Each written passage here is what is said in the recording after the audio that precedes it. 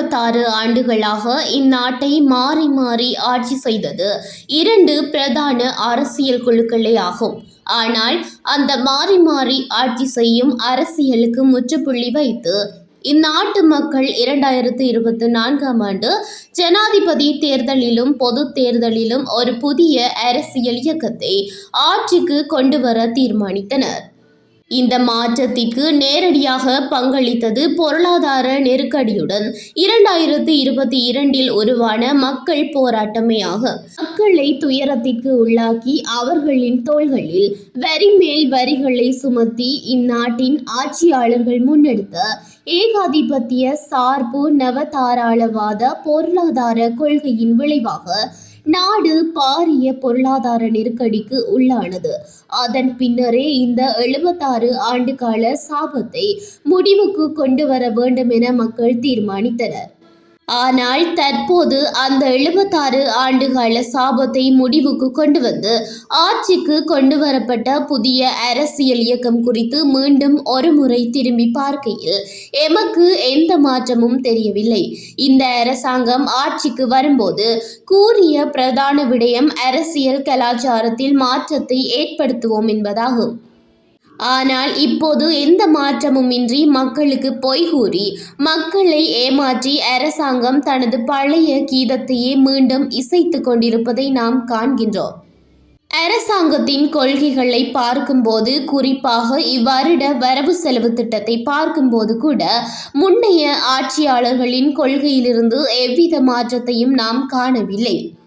ஏற்கனவே சர்வதேச நாணய நிதியத்தின் கொள்கைகளுக்கு இணங்க மக்கள் மீது பாரிய வரிச்சுமை சுமத்தப்பட்டு விட்டது. இவ்வாறு மக்கள் மீது வரிச்சுமையை சுமத்தும் அதேவேளை இந்நாட்டின் முதலாளித்துவ வர்த்தகத்திற்கும் பாரிய வர்த்தகர்களுக்கும் முடிந்தவரை வரிச்சலுகைகளை வழங்கி வருகின்றனர். உலக வங்கியின் தேவைக்கேற்ப இலவச கல்வியை விற்பனை செய்வதற்கு தேவையான கொள்கைகளை நிறைவேற்ற இந்த அரசாங்கமும் ஆரம்பித்துவிட்டது. கல்விக்காக ஒதுக்கப்படும் செலவினங்களை படிப்படியாக குறைக்கும் அதேவேளை 3000க்கும் மேற்பட்ட கிராமப்புற பாடசாலைகளை மூடுவதற்கு திட்டமிட்டு வருகின்றனர். சுகாதாரத்துறையின் பிரச்சினைகளை தீர்க்க இன்னும் முறையான வேலை திட்டம் இல்லை. வைத்தியசாலைகளுக்கு தேவையான மருத்துவ உபகரணங்கள் இல்லை, தேவையான மருந்துகள் இல்லை. மின்சார கட்டணத்தை நாளுக்கு நாள் அதிகரிப்பதற்கான திட்டங்கள் வருகின்றன. எரிபொருள் மற்றும் எரிவாயு விலைகள் நாளுக்கு நாள் அதிகரித்து செல்கின்றன. மறுபுறம் அரசாங்கத்தின் வெளியுறவு கொள்கையை நோக்கும்போது எமக்கு எவ்வித மாற்றமும் தெரியவில்லை. அரசாங்கம் தற்போதும் இந்திய சார்பு கொள்கையையே நடைமுறைப்படுத்தி வருகின்றது. ஒரு புறம் எமது நாட்டின் காணிகளை இந்தியாவிற்கு விற்பனை செய்வதற்கான திட்டங்கள் வருகின்றன.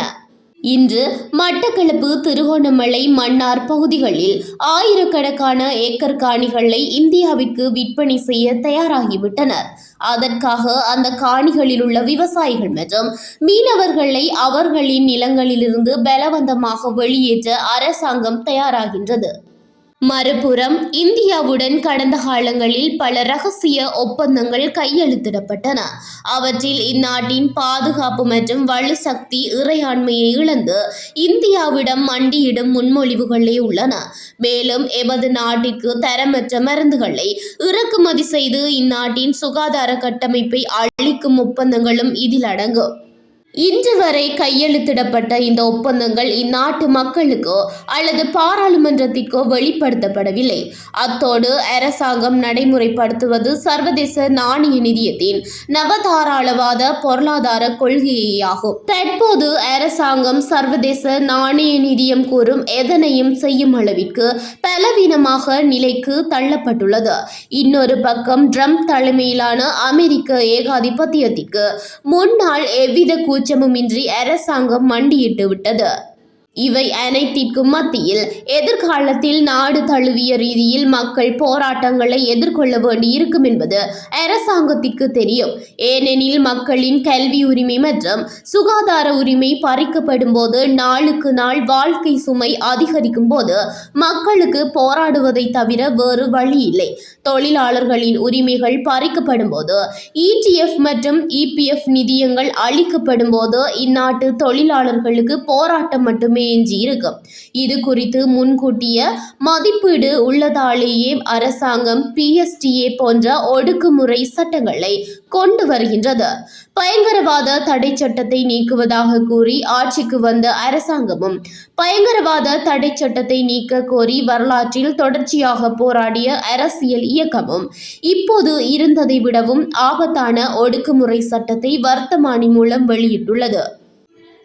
மறுபுறம் டிஜிட்டல் மயமாக்கல் என்ற போர்வையில் மக்களின் தனிப்பட்ட தகவல்கள் மற்றும் முக்கியமான உயிரிழவியல் தரவுகளை திருடுவதற்காக கொண்டுவரப்பட்ட டிஜிட்டல் அடையாள அட்டை தொடர்பான கதையும் இன்னும் முடிவுக்கு வரவில்லை.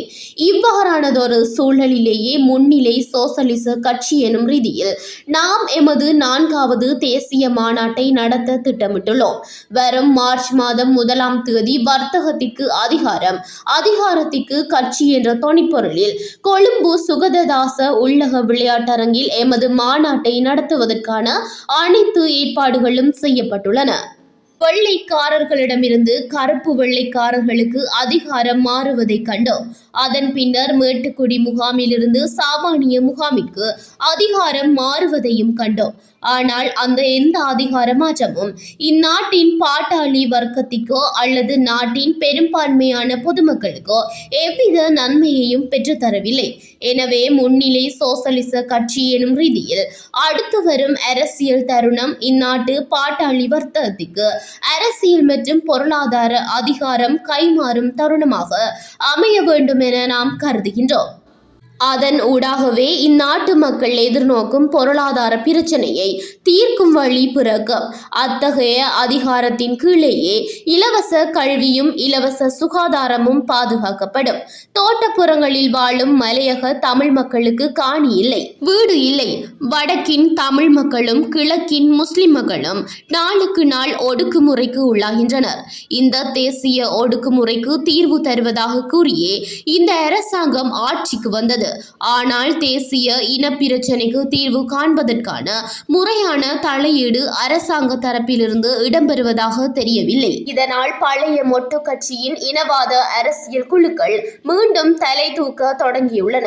அந்த இனவாத வெறியை தோற்கடிக்கக்கூடிய பலமான அரசியல் வேலை திட்டத்தை முன்னிலை சோசலிச கட்சி எனும் ரீதியில் இம்முறை மாநாட்டில் சமர்ப்பிக்க தயாராக உள்ளோம். அத்துடன் சர்வதேச நாணய நிதியம் மற்றும் உலக வங்கியின் மக்கள் விரோத நவதாராளவாத பொருளாதார கொள்கைக்கு எதிராக மக்கள் நல பொருளாதார கொள்கையொன்றை நாம் ஏற்கனவே கலந்துரையாடி வருகின்றோம். இன்னொரு பக்கம் இந்தியாவிடம் மண்டியிடும் மற்றும் அமெரிக்க ஏகாதிபத்தியத்திற்கு துணை போகும் அரசாங்கத்தின் கீழ்த்தரமான வெளியுறவு கொள்கையை தோற்கடிக்க தேவையான மக்கள் போராட்டத்தை நாம் பலப்படுத்தி வருகின்றோம். இந்த மக்கள் சக்தியை கட்டியெழுப்புவது ஒரு கட்சியால் மட்டும் செய்யக்கூடிய காரியமல்ல என நாம் கருதுகின்றோம். நாம் கட்டியெழுப்ப எதிர்பார்ப்பது ஒரு மக்கள் இயக்கத்தையே ஆகும். அதற்காக மக்கள் போராட்ட சபைகள், விவசாய இயக்கங்கள், மக்கள் பேரவைகள், தொழிற்சங்கங்கள், மாணவர் இயக்கங்கள் மற்றும் தொழிலாளர் இயக்கங்களை பலப்படுத்தும் அரசியல் வேலை திட்டத்தில் நாம் ஈடுபட்டுள்ளோம். எனவே இவை அனைத்தினூடாகவும் இந்நாட்டு மக்களை எம்மோடு அணி திரட்ட முடியும் என நாம் நம்புகின்றோம். தற்போது அமெரிக்கா உள்ளிட்ட ஏகாதிபத்திய முகாம்கள் உலகை பங்கிட்டுக் கொள்ளும் மனிதாபிமானமற்ற போரில் ஈடுபட்டுள்ளன. இன்று காசா மற்றும் உக்ரைனில் இடம்பெறும் மனித நேயத்திற்கு எதிரான குற்றங்களும் மனித படுகொலைகளும் நாளுக்கு நாள் அதிகரித்து செல்கின்றன. சரிந்து வரும் அமெரிக்க பொருளாதார மற்றும் அரசியல் அதிகாரத்தை தக்க வைத்துக் கொள்ள அமெரிக்கா இன்று எந்த ஒரு குற்றத்தையும் செய்ய தயாராக உள்ளது. இத்தகைய சூழலில் ஏகாதிபத்தியத்திற்கு எதிரான பலமான இடதுசாரி இயக்கம் ஒன்றை கட்டியெழுப்ப வேண்டும் என நாம் கருதுகின்றோம். அந்த சர்வதேச இடதுசாரி இயக்கம் ஒரு நவீன இடதுசாரியாக இருக்க வேண்டும். அதற்காக பல நாடுகளின் இடதுசாரி அரசியல் கட்சிகள் மற்றும் அரசியல் இயக்கங்களை ஒன்றிணைக்க நாம் தயாராக உள்ளோம்.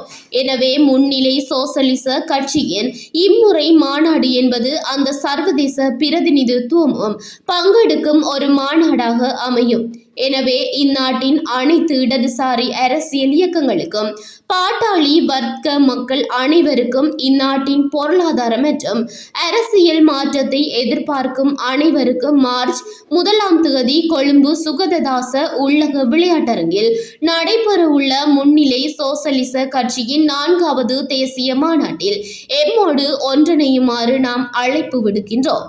இந்த பயங்கரவாத தடை சட்டத்திலிருந்து பலவிதமான தாக்குதலுக்கு முகம் கொடுத்திருக்கிற ஒரு கட்சி, அந்த மாதிரி ஒரு வரலாற்று இருக்கு. அப்போ அந்த வரலாற்றுக்கு எதிராக கடந்த 2024 நடந்த தேர்தல்களில், ஜனாதிபதி பொது தேர்தல்களில் இதுக்கு எதிராக குரல் கொடுத்த ஜனாதிபதி அன்று திசாநாயக்க மற்றும் ஹரணி அமரசூரிய பிரதமர் மற்றும் அவங்களுடைய தலைவர்கள் இப்போ புது PSTA, புது பயங்கரத்திலிருந்து அரசாங்கத்தை காப்பாற்றுற ஒரு புது சட்டத்தை கொண்டு வந்திருக்கிறாங்க. இது மிக இந்த அடக்குமுறை ரீதியாக எடுத்து பார்த்தா இது மிகவும் பாதிக்கப்படுற ஒரு சட்டம். அது ஆயுத போராட்டம் நடத்துகிற நேரத்தில் அந்த அது பயங்கரவாத தடை சட்டத்தை பாவிக்கக்கூடிய ஒரு நிலைமை இருந்தாலும் இப்போ நடக்கிற இந்த அரசாங்கங்களுக்கு எதிராக, ஆட்சிகளுக்கு எதிராக நடக்கிற இந்த ஆர்ப்பாட்டங்களை அதுக்கு எதிராக அடக்குமுறையை நடத்துறதுக்கு இந்த சட்டம் போதாது. உண்மையான காரணம் அது போதாது. அதனால தான் அதுக்கு விட வித்தியாசமான ஒரு PSTA என்ற அடிப்படையில் இன்னொரு பயங்கரவாத சட்டத்தை கொண்டு வர ரணில் விக்ரமசிங்க முயற்சி பண்ணது. இது ஒரு கேவலமான ஒரு சிச்சுவேஷன் என்று சொல்லலாம், கேவலமான ஒரு நிலைமை என்று சொல்லலாம். இனி இதுதான் மக்கள் நான் முதல் சொன்ன காரணம், மக்கள் எதிர்பார்த்த அந்த வித்தியாசத்தை, மாற்றத்தை கொண்டு வர இவங்களுக்கு முடியுமா? இன்னொரு உதாரணத்தை சொன்னால், இப்போ புதிய சீர்திருத்தங்கள், கல்விக்கு கொண்டு வந்திருக்கிற புதிய சீர்திருத்தங்கள், புதிய சீர்திருத்தங்கள் எடுத்து பார்த்தாலும் இதுவும் அப்படிதான். இதுவும் கடந்த கோட்டாபய ராஜபக்ச கொண்டு வந்த முயற்சி பண்ணி சரி வராது. JVP தலைமை தாங்கிற NPP அரசாங்கம் இது கொண்டு வந்திருக்கு. இலங்கையில் கல்வின்ற அடிப்படையில் எடுத்து பார்த்தா ஒரு சீர்திருத்தங்கள் வேண்டும், மாற்றங்கள் வேண்டும். அதை பற்றி எங்களுக்கு ஒரு விதமான வேறு கருத்துகள் இல்லை. இதுவரைக்கும் 2 விதத்துக்கு மேலாக ஒதுக்க முடியாத ஒரு நிலைமையில் இருக்கிறாங்க. அப்போ இதுதான் முதல் காரணம். என்னென்றால் கல்விக்கு ஒதுக்கப்பட வேண்டிய காசு, பணம், நிதி அது 6 விதத்துக்கு போடும். மொத்த உள்ளாட்சி உற்பத்தியோட பார்த்தா அப்போ இதுதான் உலகத்தில் எல்லாரும் அக்செப்ட் பண்ணுற ஒரு நிலைமை. இந்த நவதாரால பொருளாதார திட்டத்துக்கு அடிமையான ஒரு சீர்திருத்தங்கள் அவ்வளவுதான் அவங்களுக்கு வேண்டும். அது ஒழிய இந்த கல்வின்ற அடிப்படையில் என்ன மாதிரி ஒரு மனிதனை உருவாக்க வேண்டும், என்ன மாதிரி அறிவியல்ன்றது என்ன மாதிரி வளர்ந்த ஒரு